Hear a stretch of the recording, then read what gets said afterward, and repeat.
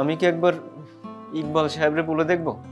ইকবাল সাহেব যদি কাদের কিছু বলে তাহলে ও হয়তো একটু সাবধান হতে পারে। ইকবাল সাহেবরে খুব মান্য করে কাদের।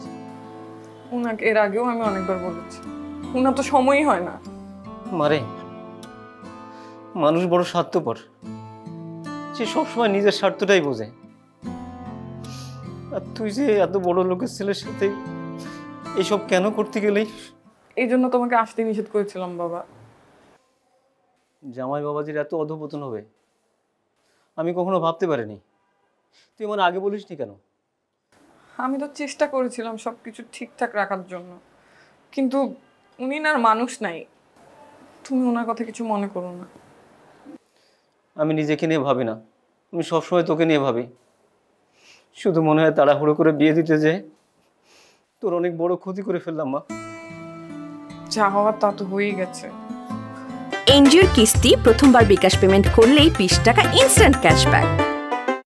এখন আমি কি করব তুমি বলো? কি বলবো মা, আমার মাথায় তো কিছুই আসতেছে না। আমার না মাঝে মধ্যে বাবা মনে হয় যে আমি মরে যাই। মা, এমন কাজ করিস না, আমি সবসময় তোর পাশে আছি। তুমি বা কি করবা?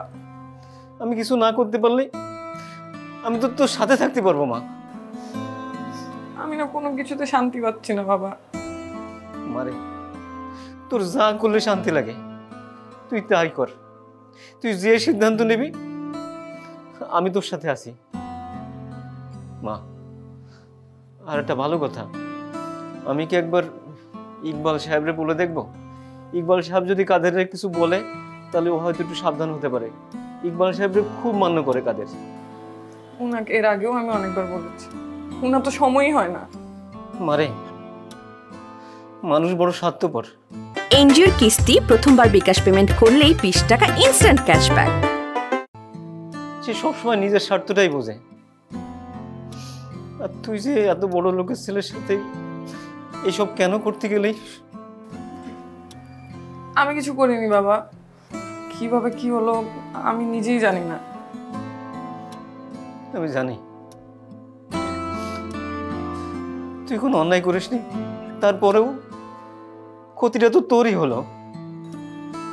ক্ষতি শুধু আমার একা রয়েছে? তুমি কি বলো বাবা? নেওয়াজ ভাইয়ের দিকে তাকানো যায় না? একটা মানুষের এতদিন ধরে এত ট্রিটমেন্ট করছে, কোনোভাবেই ভালো হচ্ছে না। পাগল কি আর ভালো হয় রে মা?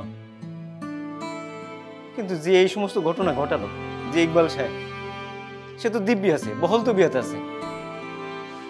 মাঝে মাঝে কি মনে হয় জানিস, গরিব হওয়াটাই একটা অপরাধ।